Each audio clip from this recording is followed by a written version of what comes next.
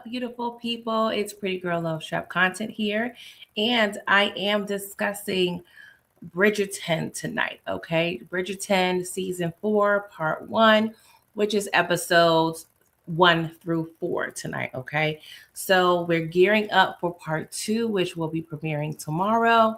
So I will be recapping and reviewing that probably within the next week or so. So, this is a new show that I am premiering on my channel in terms of content.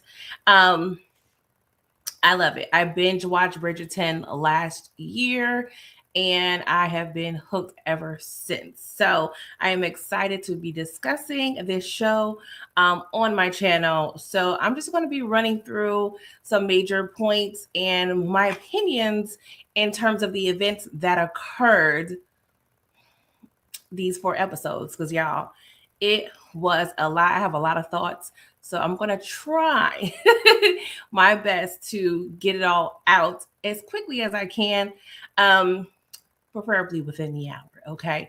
Because this show is just that good, you guys. If you don't mind, please share, like, comment, subscribe to all the things. Let me know your thoughts in the comments. I would appreciate that. And yeah, let's get into it. Okay. So I'm going to just go through the episodes in chronological order, right?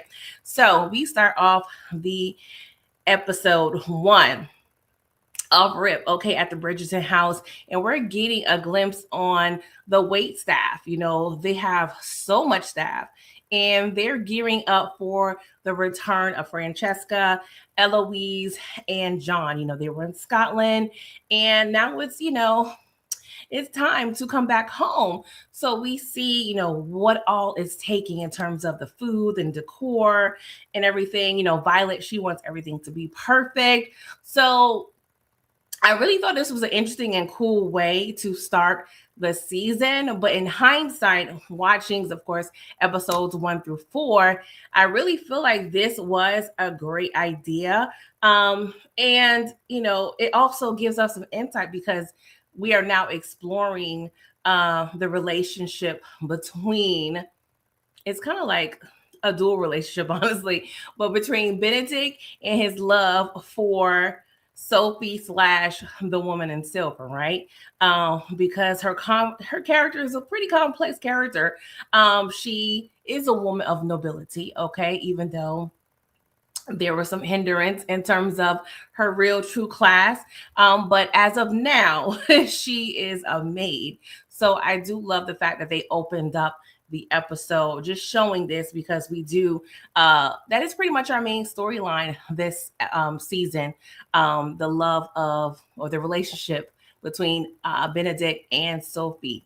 And also we do have some smaller storylines that have a lot to do with service or servants, if you will, with the maid wars, and we'll get into that as well. Okay, so one thing I wanted to point out in anticipating the arrival of the siblings, we do see, I don't know the baby's name, but Penelope and Colin's little baby boy, he's such a cutie, and everyone's just gushing over him. But I was thinking, this boy is going to have the best of both worlds, okay?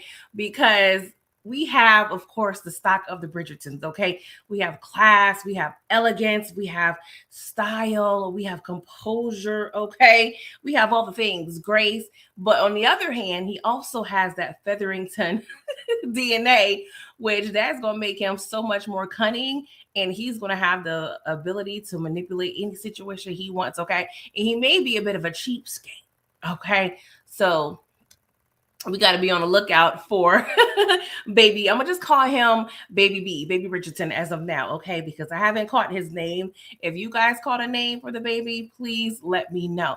But yeah, he's gonna be interesting, okay? Because the mixing of those two, interesting, right? So, of course, Benedict is missing. He's MIA.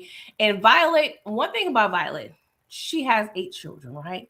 But she does not play about any of those children, okay?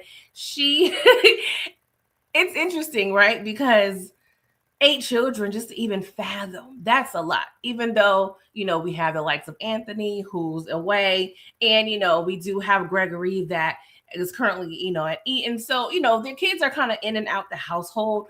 But overall, I'm sure she cares and worries for them the same, right? But when she realizes that Benedict is not in the house upon arrival of his siblings, she goes to him. Okay. And so she goes to his dwelling. And of course, he's a party boy, aka a rake. He's been doing all the things. Okay. There's women, there's trash, the room is a mess. Okay. The room is a mess. But I just want to point out, I love how even though Violet has all these children, she is such a great mom. And she does exemplify just being able to have that balance of being a stern mother, a respectful mother, but she also is loving. And, I really love that about her. So, shout out to you, Miss Violet, okay? Picking up the slack because, she is a widow, if we will. But yeah, that Benedict is something else, okay? So, let me just say, because yes, I'm going in chronological order, but I have to kind of get my thoughts out as I'm thinking of them. So Benedict, he strays away from responsibility. Okay, we already know he's filling in for Anthony, and the Viscount, if you will, and he knows nothing in regards to the business. Okay, he is just really, just hanging on by a thread when it comes to businesses. He's a free spirit, if you will, and although I do love this love story between Benedict and Sophie, I do kind of question whether he will be a great partner, a great mate. Now, do not convolute this statement by me judging him as a person, because Benedict is a great person. He's respectable. He's all the things, right? But he is a bit, just immature in terms of handling his business. He just wants to play around and party all night, but he's not handling the business of the family.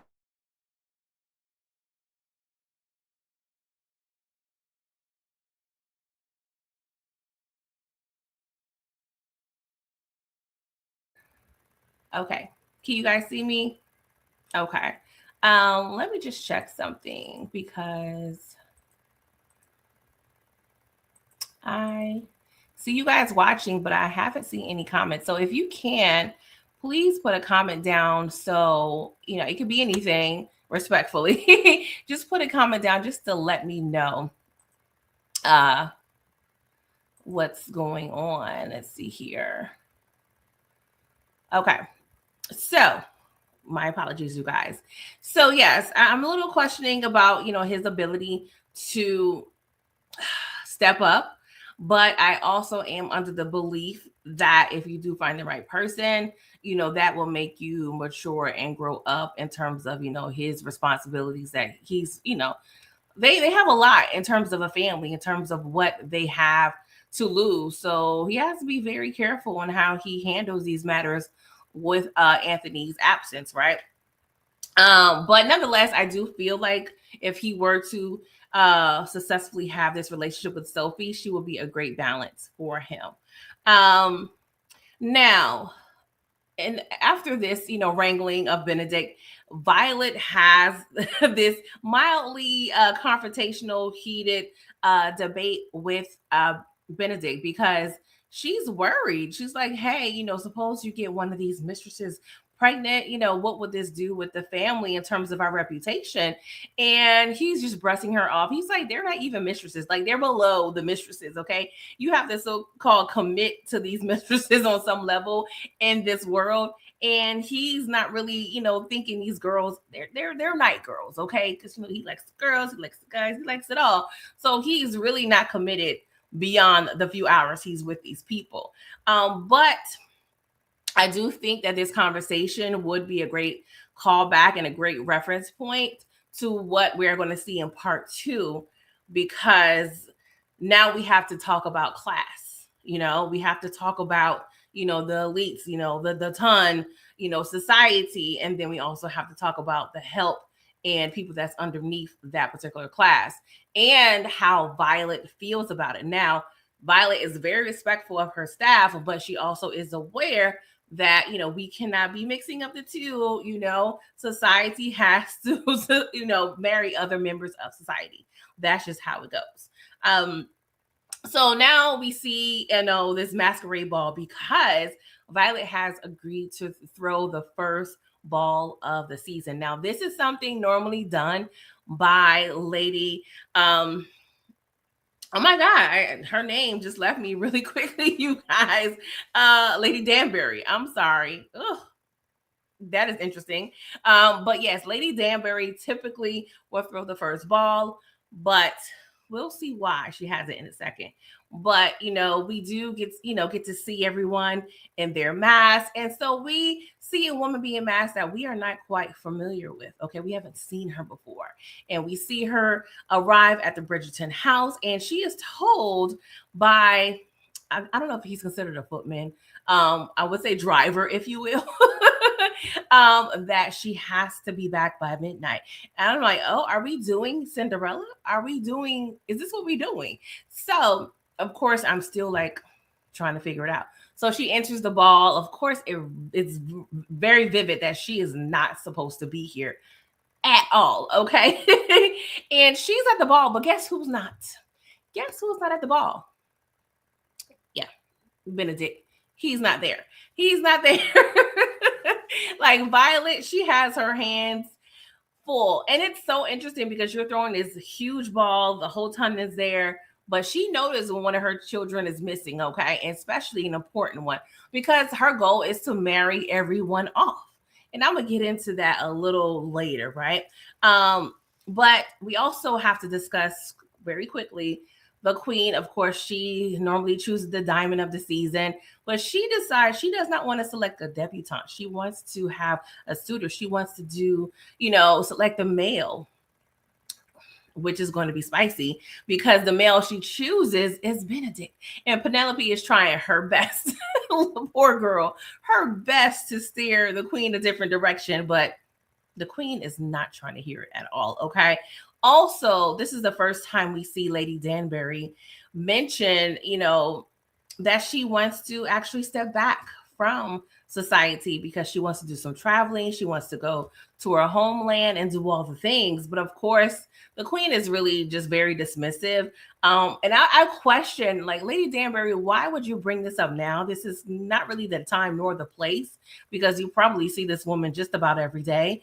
But I think she tried to sneak this conversation in because I think she would feel that, the queen would be kind of distracted and kind of just would grant her wish and not really think twice of it. But do not underestimate the queen and her multitasking skills, okay? So we see once Benedict arrived 2 hours late, okay, all the debutantes are on him like crows on a carcass, guys. It's a lot. It's a lot. So he sees this masked woman. And of course, she's paying no attention to him. And he is very intrigued. Okay. She's really gazing at the chandelier and just appreciating the decor. And so he saves her from a dance request and they whisk each other, or he whisks her off, I should say, to a quiet area outside. So they proceed to have this conversation. She does not share her name at all, even though he requested a few times. But we do find out some information from her. Like, she does not feel comfortable in societal events, right? Just like him. She doesn't know how to dance. And she expressed that she's not looking for a husband and she's merely at the ball just to enjoy and experience the ball. And that is rare, okay? And he is like, what? Who is this? Who are you? Okay. And especially when she mentioned she's not looking for a husband, he was like, excuse me? Like, who is this beautiful, striking, charming woman that's not looking for a husband? Like, he's very intrigued, and he mentions that as well, right? And another thing that interests him is that she did not know who he was. Like, he's like, oh, you don't know who I am? Like, she was like, well, through Whistledown, now I can put two to two together, but she did not initially know he was a Bridgerton, and that really piqued his interest. So, and this conversation grew, and she really called him on his ish. Like, she within minutes, seemingly like pulled his card. Okay, she pulled the fact that he likes to deflect, to pretty much, take the attention off him. Like he's given, I don't know, Benedict kind of gives middle child. Now he is the second son, but he gives middle child to a T. And I love the fact she was able to just get him together. Okay, she got him together really quickly, right?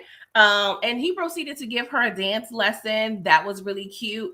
But the thing is with Benedict's initial intrigue with her is because he feels that she's way different than the debutantes, which is actually correct. But he also is intrigued in the fact that she seemingly has the same feelings about society as he. She doesn't feel comfortable. She feels out of place, yada, yada, yada. And that is all very true, right? But that's not by choice. That is because of her circumstance. So I do question later on, once their relationship develop, if it develops, beyond, I'm saying episode 5, which I pursue, assume that it will. I'm just questioning if they're going to have the same sentiments if she is in a position where she's now a part of society, because we already know she is intrigued by the balls. She loved the ball. She loves all the things. So I don't know. I'm kind of questioning, like, will she be one of those who really just are engulfed in this culture when she's allowed to be in it, right? So I'm just questioning that, just something I'm thinking of. And it may be one of those things where you just want to see, if the grass is greener on the other side. And, since she's never been a part of it, maybe this is something that she just wanted to just dabble in. So I just want to take note of that. One moment, you guys.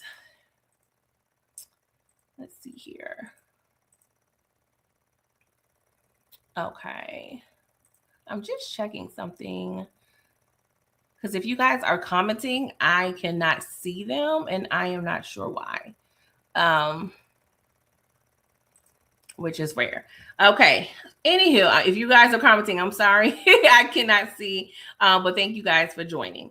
So I think that's all I want to mention right now when it comes to their Sophie and Benedict's initial meeting. We do, in fact, get the confirmation of a Cinderella story. Once it turns midnight, he does not obtain her name, and she leaves her glove because he takes her gloves off, well, one of her gloves off, and gives her a gentle little kiss on the palm. I believe they also did share an actual kiss. And she goes off, right? So confirmation, Cinderella story in effect, right? So let's jump into episode 2. Now, this episode, you guys, had me in my feelings. I was feeling so enraged, so frustrated. I was just frustrated, you guys. So many emotions. I'm just going to say that because a lot was going on, and I wanted to go through the screen and choke a couple people. I'm sorry. This is how I felt, right? So we, start episode 2 with a background on Lady Penwood, right? So we did get a couple moments of Lady Penwood in episode 1. And she had a conversation with Violet. And honestly, Violet didn't seem like she was too keen on Lady Penwood, honestly. She wasn't feeling her. And I feel like Violet is one of those people, it would take a lot of it would take a lot for her not to like you. So that is definitely a red flag there. So we find out, that the woman in silver, the mystery woman that Benedict was talking with, is actually a maid, and she works for Lady Penwood and her daughters Rosamund and Posy. And the way Lady Penwood treats Sophie, deplorable. Like, it's so frustrating, you guys. I don't want to go on a rant, so I'm just going to pin that there, but it's so frustrating. So we do get background on hours or an hour or so before the actual ball. So we see how Sophie, she's a maid, so she is just dreaming of, what it would like to attend a ball and all the things. So her co-workers actually, kind of help her, just rev her up in terms of having that as the actual idea. She already had an extra mask she was working on.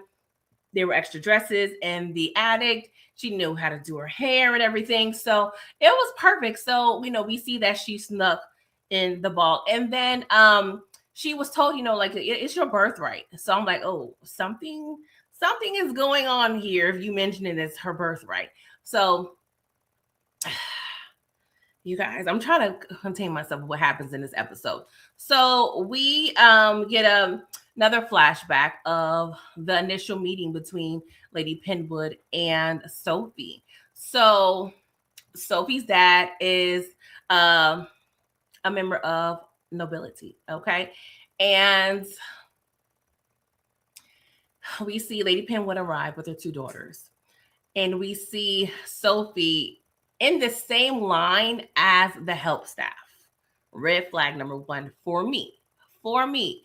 And she's talking about her excitement of having a mother and having siblings. So once Sophie's dad starts introducing the staff to Lady Penwood,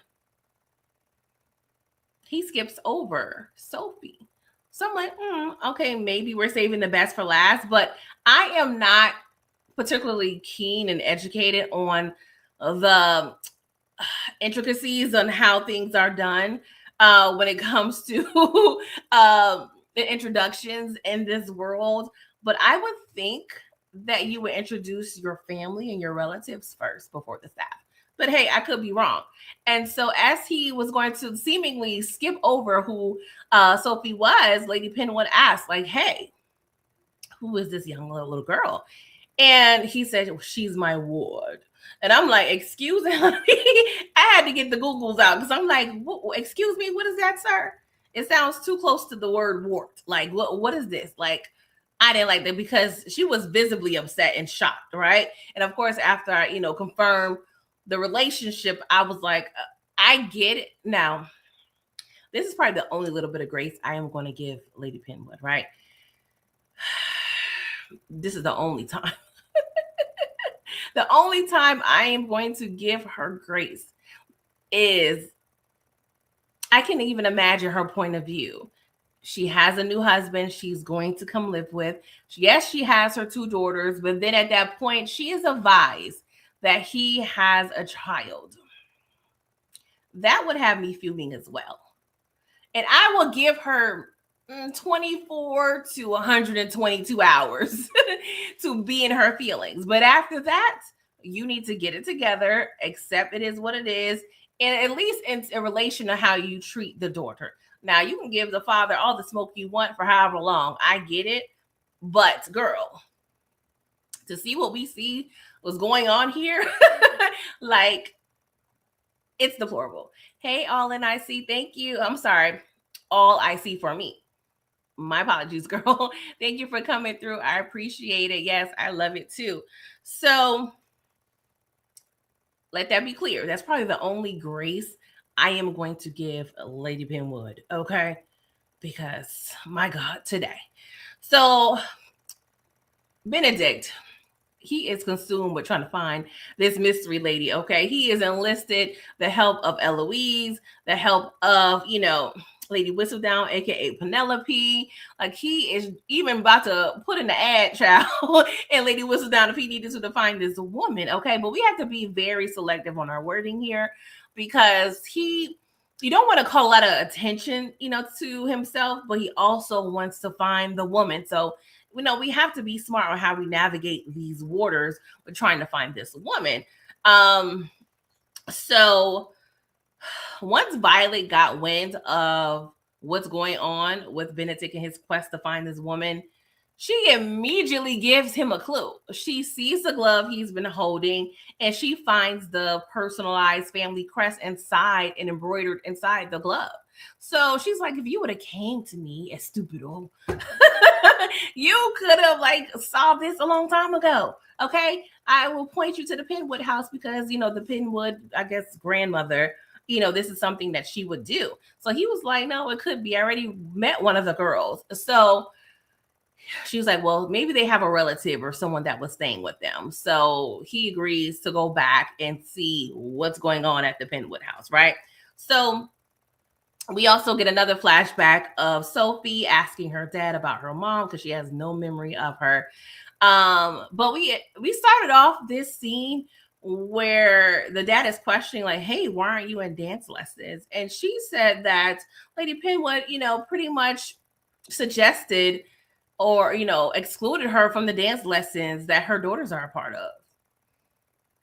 He did say he will talk to her about it, but it didn't seem like that went very well because we see that Sophie never learned how to dance. So exactly what happened in this conversation? Like, did this woman threaten him or, made him feel some sort of guilt? Like, I don't know what words were said, but I have smoke for her dad as well. Please believe me, because what are we doing here? And I don't know. Lady Penwood, you're either bad luck or you're murking your husbands. Because what is going on here? Two deceased men. I don't know. I don't know if rat poison was a big thing back then or or what, but we need to investigate Lady Penwood because I don't trust her at all. Like, what are we doing here? So Benedict, he visits the Penwood house, and he talks with Posey because she is the other daughter, but he's clearly looking for someone else because the conversation is not matching the conversation he initially had at the masquerade ball. And he's like, hey, do you have a cousin here, an aunt, a second cousin, third cousin, sister-in-law? Like, he's clearly like not interested in Posey either. So of course, Lady Penwood, she has her eyebrows up. So when he leaves, he takes out the glove. And Lady Penwood recognizes it immediately and realizes, like, oh, Sophie, okay, because Sophie bumped into her at the masquerade ball.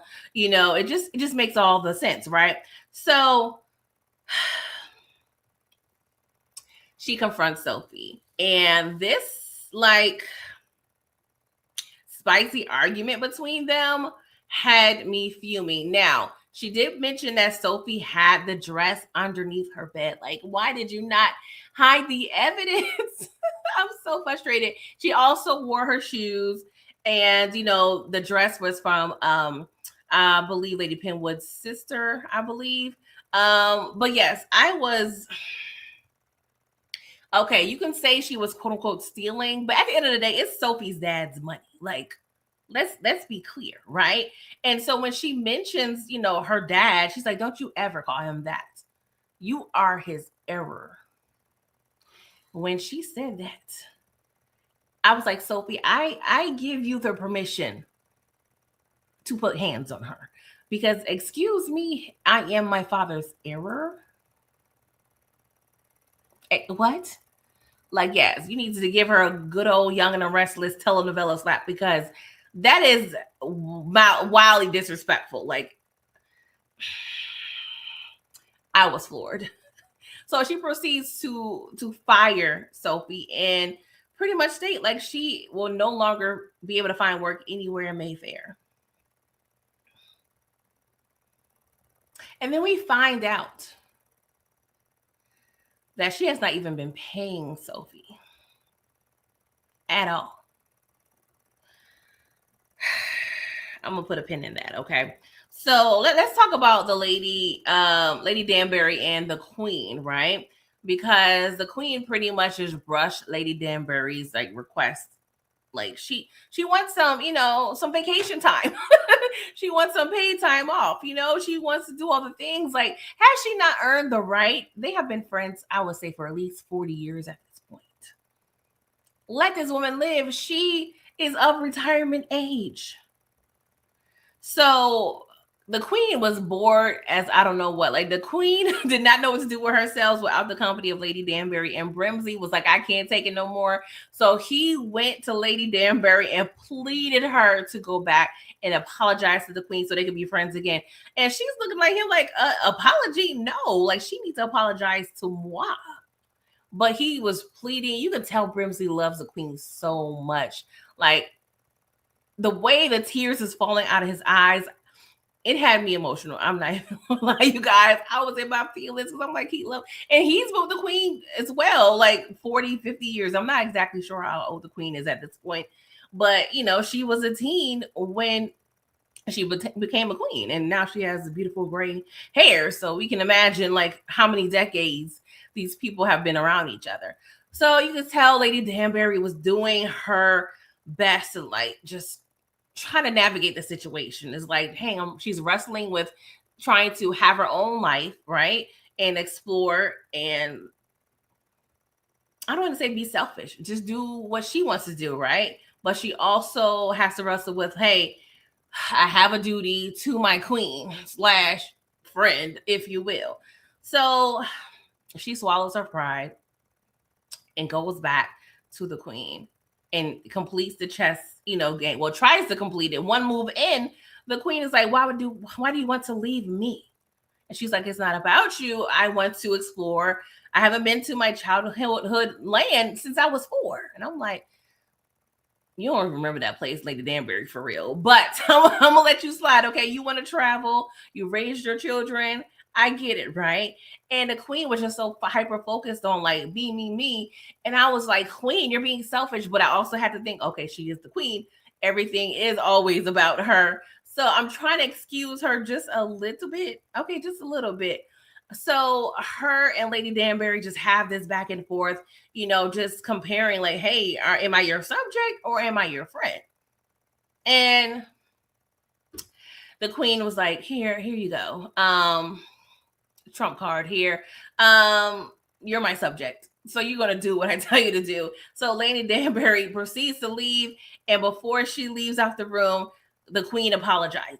And I was just like, do I need to rewind this? Did she just apologize? I would never have thought or thunk that the queen would apologize for anything, but you could tell she cares, right? And so they have this warm embrace with each other. Hey, Michelle, thank you for coming through. And, she cries in Lady Danbury's arms, like, just stating, like, hey, what happens when he dies? What happened when he dies? So, she's scared. She's lonely because she's married. Yes, she has a husband, but, he has his own mental health issues. So he's really not there. This was a real touching story. Now, I know Bridgerton, we're focusing on the loves between a man and a woman, potential spouses.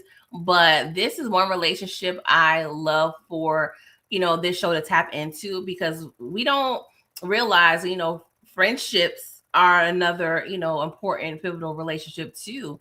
They have their own love story. So I do love that we're navigating this friendship. But I do hope that the queen gets to a point where she is able to relinquish some control and just, as a friend, none, if anything else, be able to let Miss Danbury go. I mean, she's put in her time. I think we can let her go. My God, today we are so privileged. Like, we can be like, hey, girl, I'll FaceTime you. I'll catch a flight. But none of that is available in the 1800s. So, what a time. What a time. So, you guys, I also want to talk about how also, because I forgot to mention how Sophie responded to Benedict coming to the Penwood house, and the way she was just viewing him through the crack of the door. The whole time I was like, release yourself, reveal yourself. Girl, let him know I am the one. You're looking for me. You're looking for me. But it's just, I get it, because she's like, well, the lady in silver isn't real. I'm like, yes, she is real, but I understand what she was implying. But I'm like, girl, reveal yourself. But also we would have to think forward, like, okay, if she were to do so, she definitely would have got fired. And who's to say that Benedict would have whisked her off and tried to marry her because they're class different. So that's not necessarily possible to them at this point. So I get, that probably wasn't the smartest thing, but that's what I wanted at the time. Like, girl, get your man. He's looking for you. We're all rooting for you, given that, Tyra Banks energy, low-key. Oh my gosh. So Um, I think, yeah, I think I want to pin that there. And well, no, let's talk about a couple other things in episode 2. I also had a thought. Lady Penwood and Lady Featherington will actually be like a weird, hateful, dynamic duo. Like giving, the real widows of Grover, Governor Square, like a real reality show, because they're both mean girls, but sometimes that don't work because sometimes only one mean girl and the dynamic is enough. But I feel like they would be low-key besties. But now what we see in episode 4, they're going to be in close proximity with each other. So I don't know. I don't know what's going to happen with this dynamic, child. Well, we already know they're not going to be friends off back because of the maid wars, but we'll get in that, get into that for a second. So towards the end of episode 2, poor defeated Benedict, he don't know what to do but to go into the country and party. Okay, Cavender is having a party in the countryside, so he decides to go. But he's not even having a good time. Like, this man is lovesick. He's not having a good time. They got the booze. They have all the things. And he is just depressed. So he's outside, probably wallowing in his feelings. And he hears an altercation, right? And he sees that, some fellas are trying to assault this maid. So, the maid is kind of defenseless and she's kind of cornered. And we see another maid come to her defense. And so enters Benedict to save the day, right? And hey, Jerron, how are you? Thank you for coming through. So Benedict goes in and he defends the maid's honor, right? But he doesn't see the faces of them particularly because he's a little tipsy. He is a little tipsy at this point. And the fellas are being really disrespectful. They have no regard for the maids.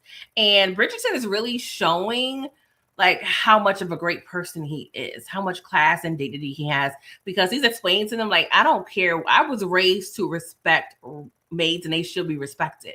And he even tells Cavender, like, hey, I will see it that you will pretty much be kicked out of society if you don't stop, because it's a problem.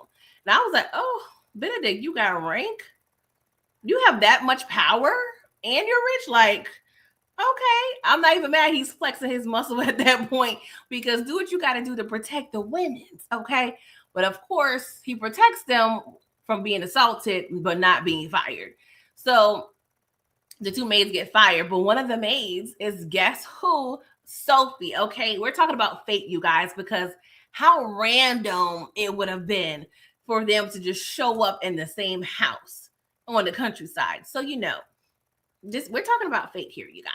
So she proceeds to start walking because she's like, I gotta find me another job. I was like, yes, Sophie, you got fired twice in a week, girl. What are we doing? This is mildly depressing. Like, girl, man, what are we doing? So he offers to give her a lift, to London. And she, of course, is being very stubborn. I'm like, girl, Sophie. And he's at the same time, he's like, have we not met? Like, have you worked somewhere where I visited? Like, what's going on here? And she's like, no, denied it. I'm like, girl, if you don't tell him you are the woman from the masquerade ball, I'm going to come through the screen. Like, I'm so frustrated at her at this point, but this is the route she wants to go. So she proceeds with not, ever seeing him ever before. And so they proceed to take this long trip to London, but it rains, right? And so he's like, whatever, we have a cottage. I have a cottage not too far from here. So they proceed to go to the cottage, right? So the episode pretty much ends, but I also want to insert the scene where we're at the burial of Sophie's dad. And Lady Penwood pretty much tells Sophie that she was not included in the will. We all know those are lies. We all know those are lies. And even Sophie is taken aback. She's like, what are you saying? He promised he will always take care of me. And she was like, well, whatever, he probably just, just lied. He didn't value you like that because, especially, she was saying her mom was also a maid. They had an affair, yada, yada, yada. And she's like, hey, don't worry. I will still take care of you. Work for a maid, as a maid for me. I would give you, food and shelter and all the things. You would be invisible, which is best for you. I said, no, being invisible is best for you. Okay. And I'm like, at this point, I'm fuming. I am fuming because, of course, everything goes full circle. We now know all the background of everything, and we should all be peed off because really? And now we do learn throughout the episodes that Sophie is very intelligent, very educated. And I know this is probably a far-fetched request, but I'm like, is there not a way to do some research or some auditing or some due diligence to confirm that this is in fact true? Can we find a solicitor? Like, how does this work? And I know she probably does not know all the ins and outs of society and being noble and part of nobility, but there could have been a way. This woman knows 3 languages, knows all the things. Like, can we not have figured out a way to confirm if, in fact, this is true? Y'all, I was over it at this point. Over it. So, episode 3, we arrive at the cottage. And why did it say my cottage on the sign? Like, y'all, that took me out. That took me out, right? So, immediately we see how resourceful Sophie is. Like, she could start a fire, she can do all the things. Now, I hate what Lady Penwood did to Sophie, but and I don't even want to call this a blessing in disguise, but I do love the fact that she has experienced nobility and being a maid that has created this like well-rounded beast of a woman, she knows how to do all these things.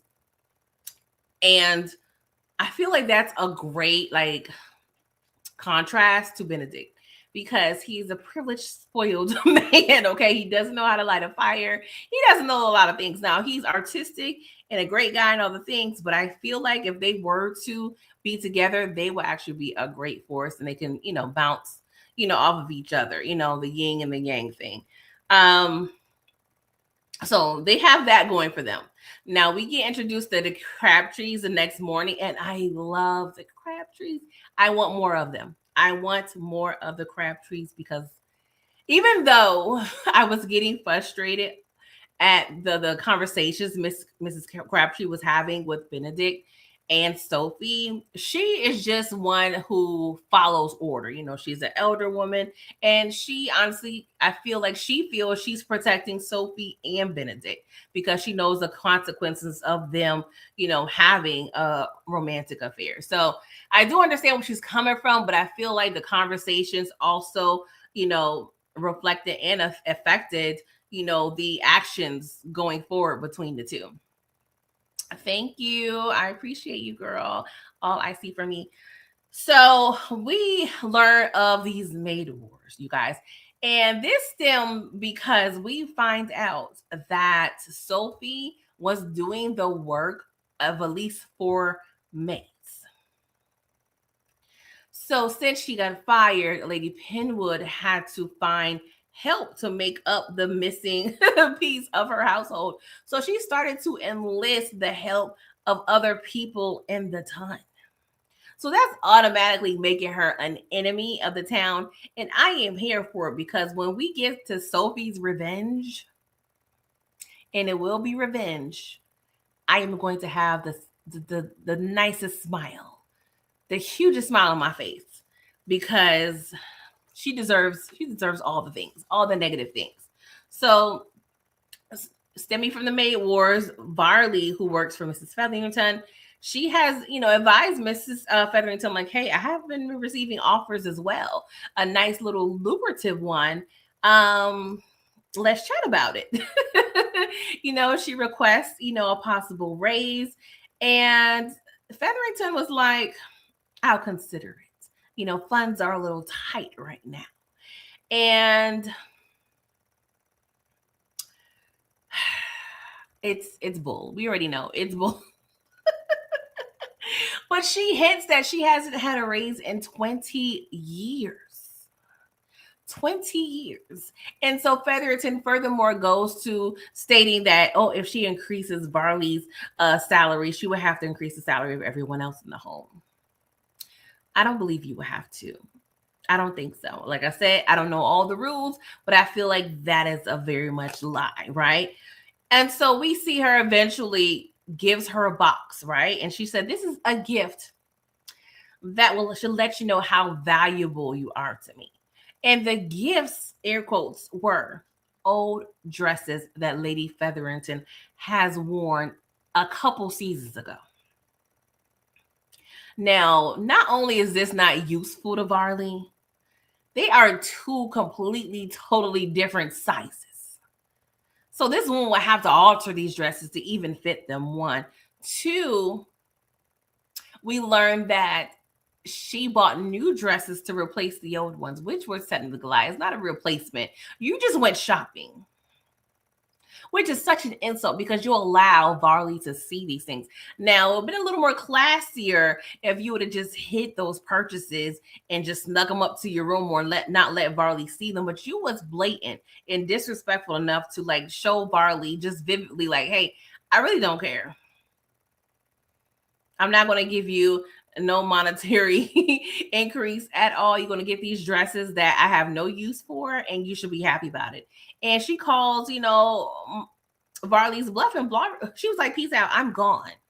I am gone. Okay.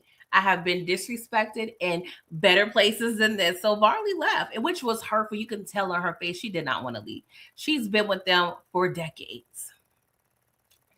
They have been through thick and thin. She was doing all the things. They was writing letters and doing all of the things last season and a couple seasons ago. Like trash. That's why I'm like Featherington and Pennywood, they would be besties. But they're probably not because we see what happens with Varley later on in the season. So back at the cottage, we see that poor Benedict, he is injured, okay? And so Sophie, being resourceful as she is, she aided him back to health, with the help of the Crabtrees. And he makes sure that she is treated like a guest, not as the help. So that leaves Sophie so much time to just dilly-dally. And the poor girl does not know how to dilly-dally. She's over there picking up weeds in the garden. Like, she can't help herself. She can't help her. She's used to being busy. I mean, she was taking the place of 4 maids. Minimum. So, yeah, she does not know what free time is. Poor girl. Poor girl. But I get it. I get it. I can get it, right? So, Mrs. Crabtree have a conversation with Sophie after she kind of realizes, like, hey, something's going on between Benedict and Sophie, and it's getting too chummy, if you will. So she advises Sophie to stay in her place. And she also advises Benedict, like, hey, it would behoove you not to be chummy with a maid. Like, your mother would be horrified. And that's not going to work. So, focus yourself on some other women. And he goes in and discusses, the masquerade the lady in silver. She was like, yeah, go ahead and pursue that, because this thing you have going on with Sophie, it ain't good. Okay. And mind you, prior to that, Sophie and Benedict shared a kiss by the lake.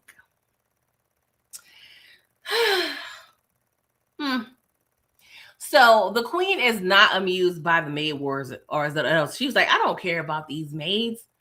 I don't even think I have maids. And they corrected her. They was like, no, ma'am, you have 146 maids. I was like, queen, you are so out of touch. You are so out of touch. Like, have you not seen like one? I mean, probably not, because we see, other people who are, lower in rank, like, the Bridgertons, they kind of are in the same room with, their help staff. So I can see how the queen can live a life to where she does not see the maid staff. I don't know. I would have to go back and rewatch Queen Charlotte to confirm this, or she probably just blocked it out. And we also did see at one point Queen Charlotte was like I don't think it was some type of drug. We saw her sniffing something in Queen Charlotte, or was it actually the Bridgerton? Not sure, but the poor lady probably be, under the influence of things, and she's older, so I'm just giving her some grace by not knowing she has over 146 people that's over here tending to her home. That is a lot. Um, so I'm just going to talk briefly about Francesca. She's struggling to reach her pinnacle. It's just so cute that that's what they called it. I'm like, oh, this is so cute. But she is kind of frustrated because she wants to, have children. She thinks it's required to have children to reach the pinnacle. So she's enlisting the help of Violet and Penelope to kind of gain, like, hey, how can this happen? So it's so hilarious to me how they're trying to just dance around this, and they're so uncomfortable with these conversations. But it is going to be interesting seeing Francesca, her, navigate this, piece of her relationship. We do see there's more bonding at the cottage. We learn so much more about Sophie. I mean, this girl is just the bomb, okay? She, knows about constellations. She is a avid reader. She, speaks Latin and French and all the things. And she's just the perfect catch. And I believe Benedict knows it too. So it's interesting. He's rustling his mind. The faint, or it's getting faint, but the memory of the woman in silver, and also being so intrigued by Sophie. Like it's so interesting to me.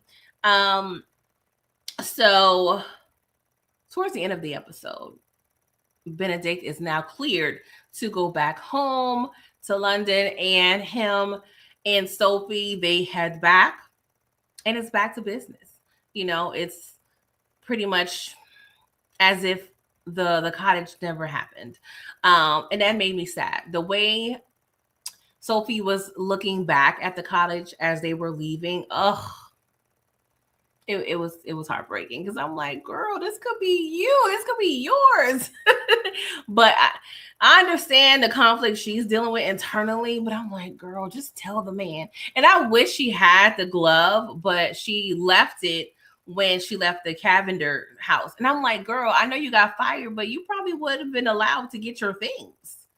You should have got your things. Like, you just nilly-willy just went over there walking in the woods without no things. I mean, that probably would have slowed her down, but yeah, girl, it was a lot. It was a lot. That scene reminds me of when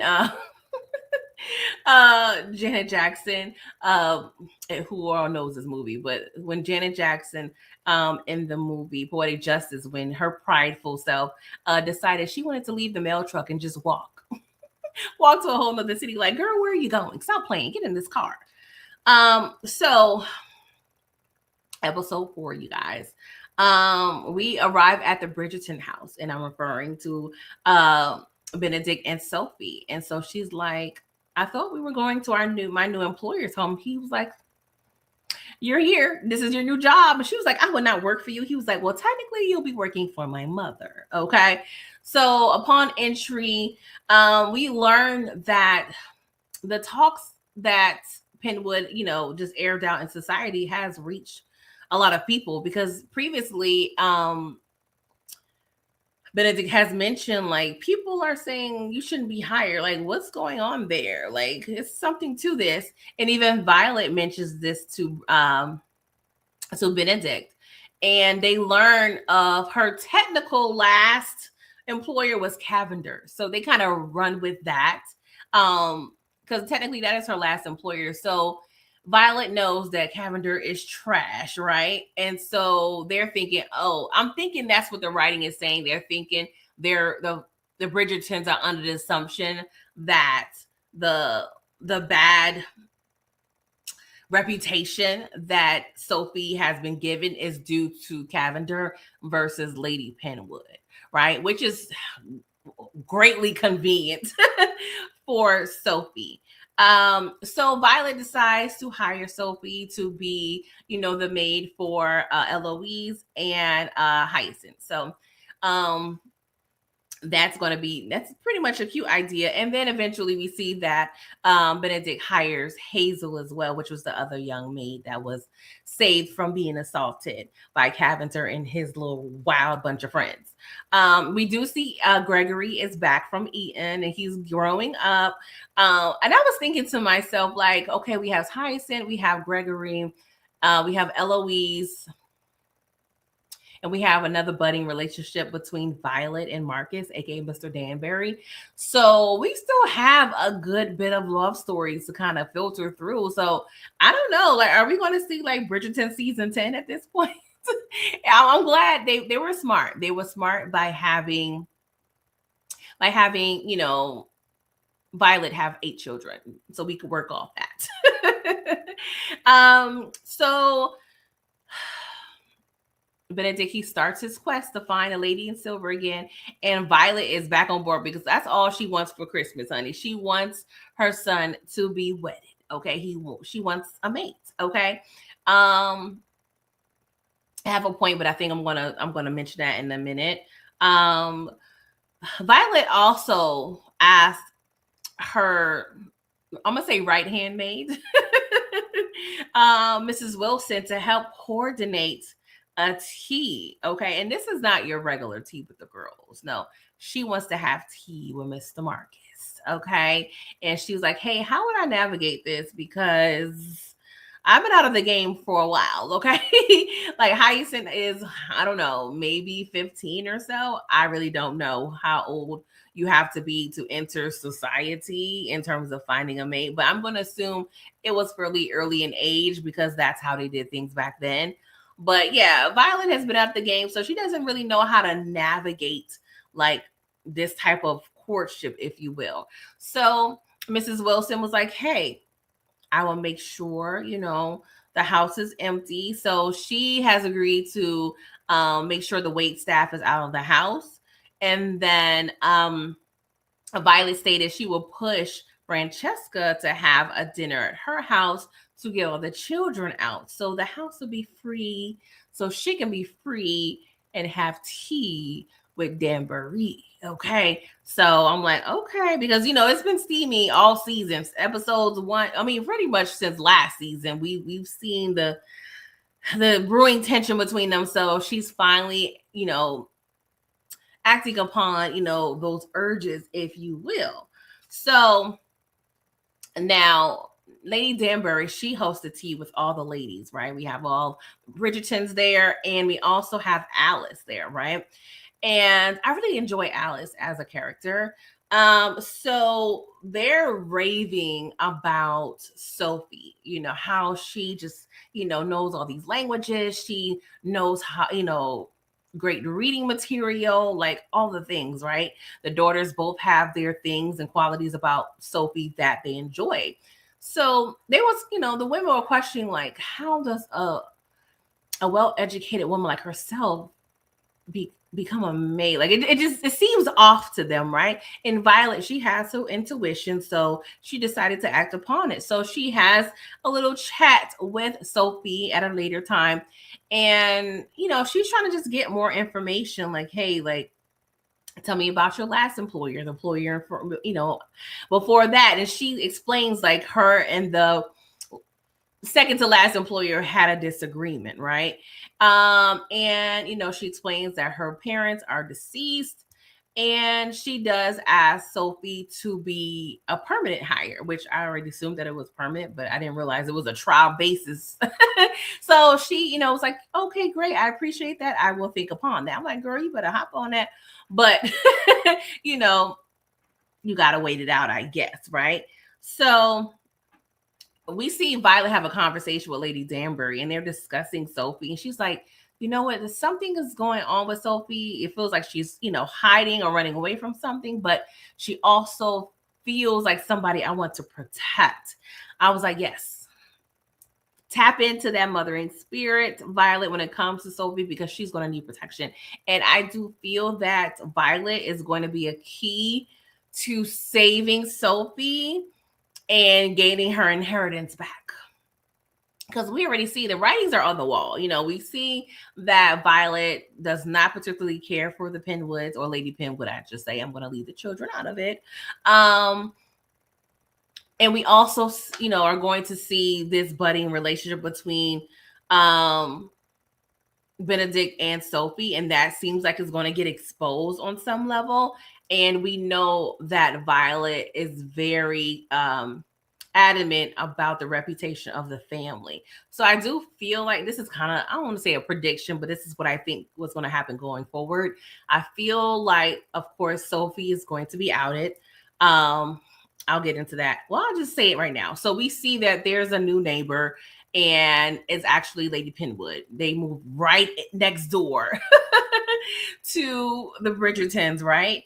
And we see Varley is now working with Lady Penwood. So that dynamic is going to be interesting because Lady Penwood is not a pleasurable employee, okay? And we already know the ton is not really feeling her at all. So I feel like it's going to be an occasion where maybe the Penwoods will formally be invited to tea, maybe just as a formality.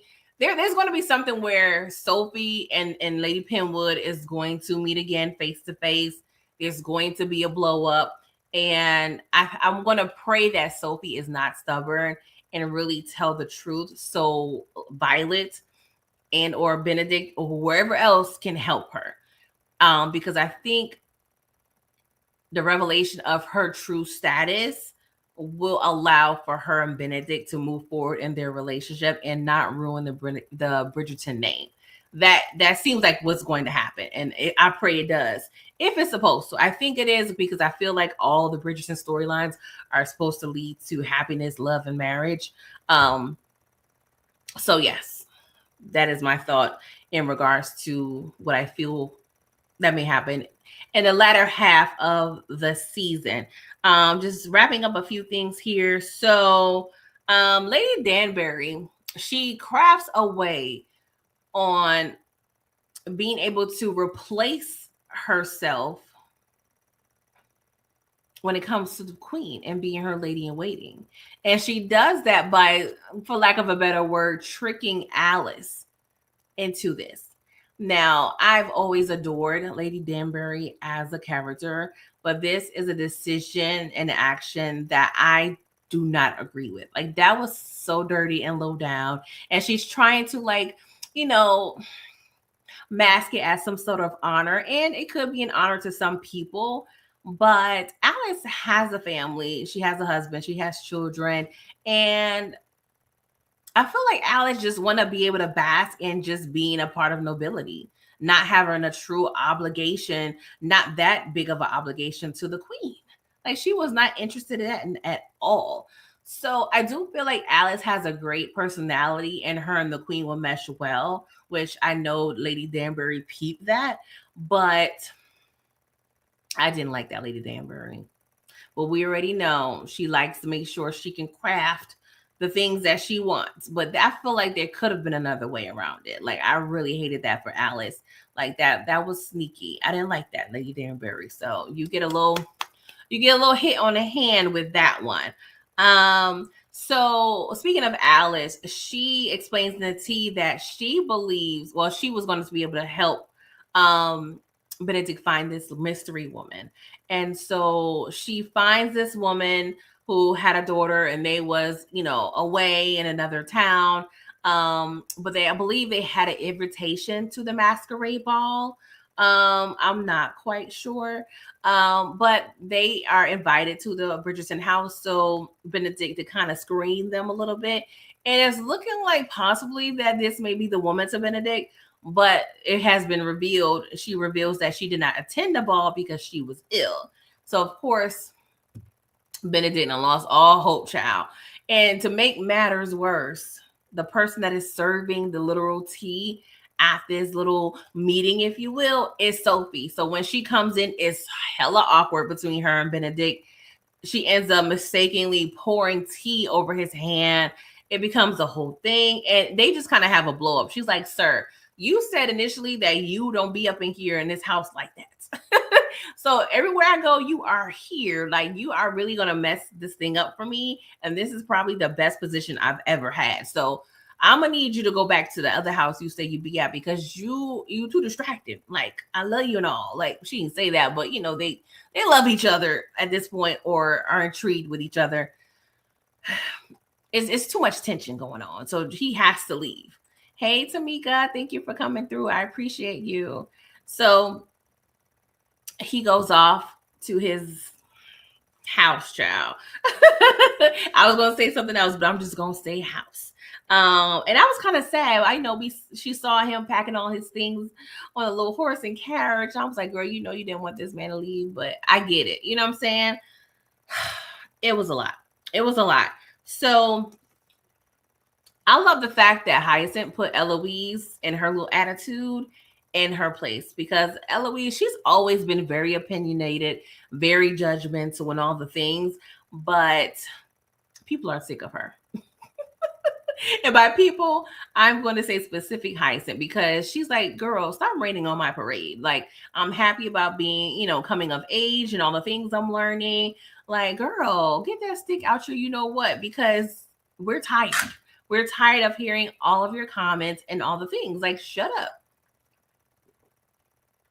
And even Eloise was like, oh, I think she respected that. I don't know. Maybe, I don't know if anyone has ever put her in her place like that. Like, she wasn't too harsh, but I enjoyed it because I love Eloise. She's probably one of my favorite characters. But girl,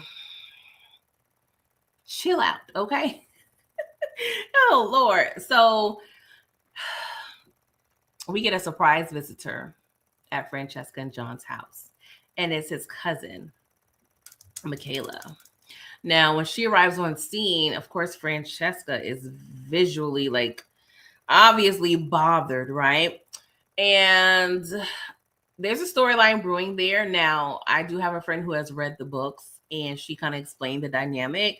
But I also do know that they have been making some changes from what's in the book. So I'm just going to reserve my thoughts on what may be going on to myself because I don't want to assume anything because we have had little hints, but I don't think they're enough for me to really conclude like what's going on between Francesca and Michaela. Okay, I'm just going to let the episodes speak for themselves. Okay. So like I stated, everyone's at Francesca's house. Miss Wilson has allowed the wait staff to have a night off, so everyone's out of the house except for Violet, okay, because she has a special guest. And who is the special guest? Mr. Danbury, okay? And she was like, yes, I am serving tea somewhere else, and I am the tea, sir. And I'm like, yes, girl. Yes. And I know it took a lot for her to move on because she was grieving, for forever. And there's probably always going to be some grief here with her husband. But now she's like, okay, it's time to move on. Okay. So, they have tea. Okay. And they have more tea and more tea and more tea. Now, I'm just intrigued on how this storyline is going to work because I do feel like the children will be accepting. I feel like a couple of them may push back, honestly. And I hope none of them are judgmental of her because she's a great mom. She deserves happiness. But I don't know. I just feel like Violet is so concerned about her children's thoughts and opinions that she's going to be sneaking. I think she's going to be sneaking a lot. Okay. They're going to be like, where's mom? I haven't seen her in a minute. Okay. And she's going to be tied up because she's going to be trying to, manage this new budding relationship. And she's also trying to marry Benedict off. She's in and out when it comes to Eloise because Eloise claims she wants to be on a shelf. And then, the mama ain't trying to hear it. Okay. Violet is trying to marry all those kids off. Okay. And that's another thing I want to mention. I think that's what's so important to her, for her to marry the children and them be really, truly in love. One, that's because that's what she had.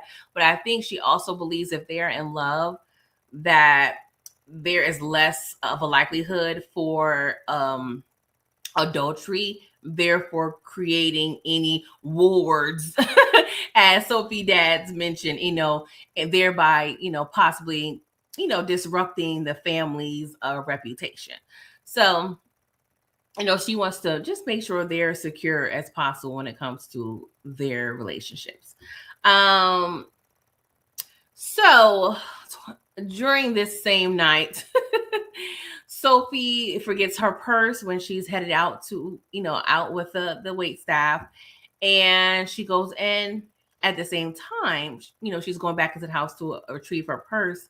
Benedict comes in looking for her. So they have this very steamy interaction on the stairs, and they're having a good time. And Lord, Benedict says some of the most beautiful words ever.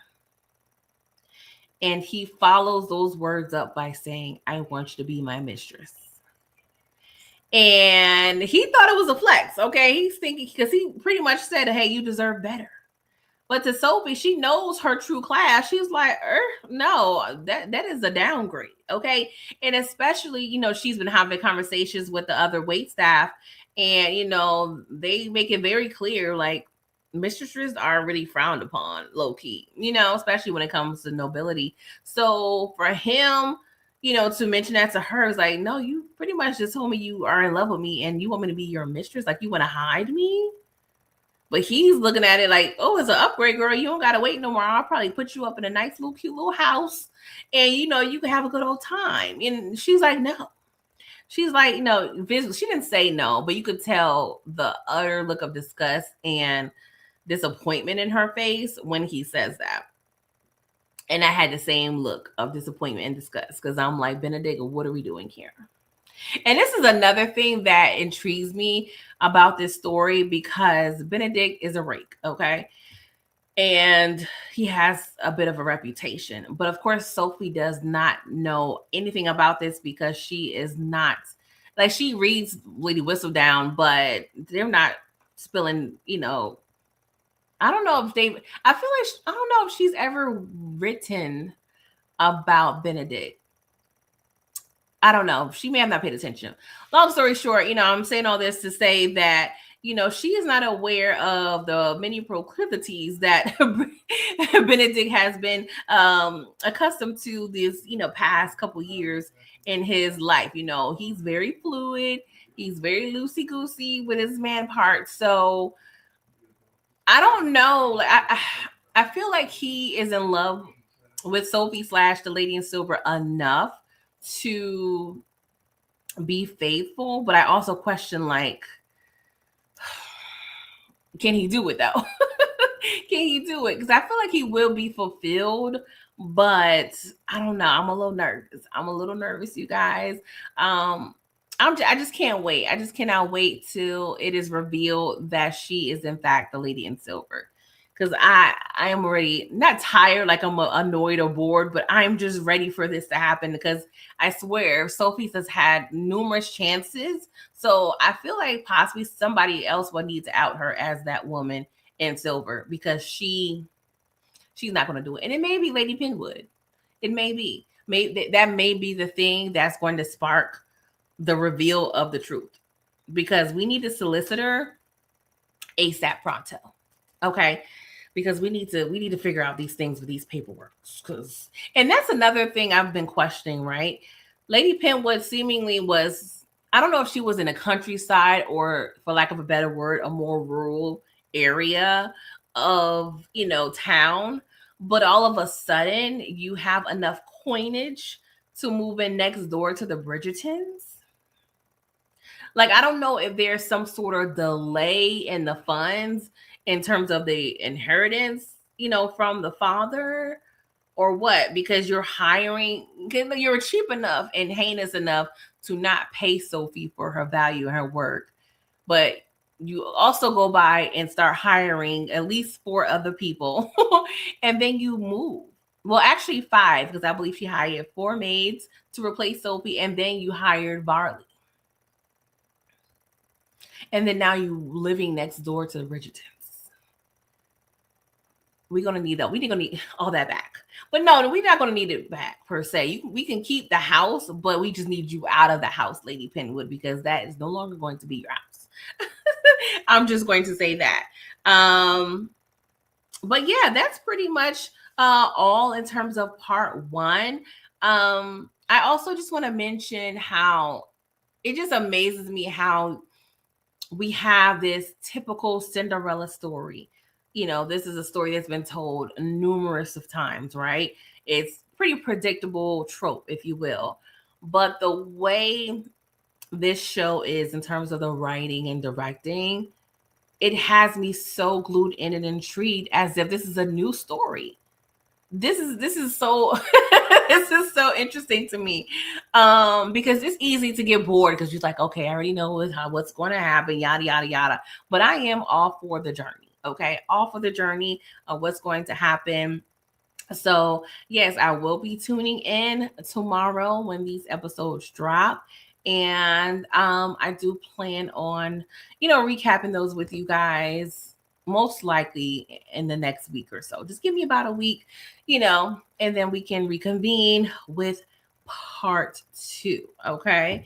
And I may have another separate live with another guest. We shall see. Okay. But yeah, thank you guys for tuning in. Um, please like the video, subscribe to all the things, and happy watching. And have a great day. Toodles.